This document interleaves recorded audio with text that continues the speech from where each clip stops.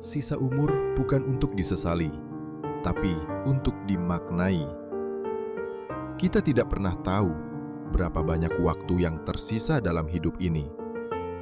Tapi satu hal yang pasti, setiap detik yang masih kita punya adalah kesempatan untuk memperbaiki diri, mencintai lebih tulus, dan berbuat lebih baik. Jangan habiskan sisa umur dengan penyesalan. Yang sudah berlalu, biarlah jadi pelajaran. Yang masih ada, jadikan ladang kebaikan.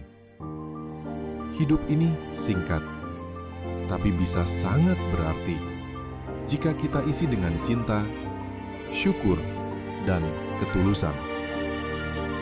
Gunakan sisa umur bukan untuk menghitung waktu, tapi untuk membuat waktu itu bermakna.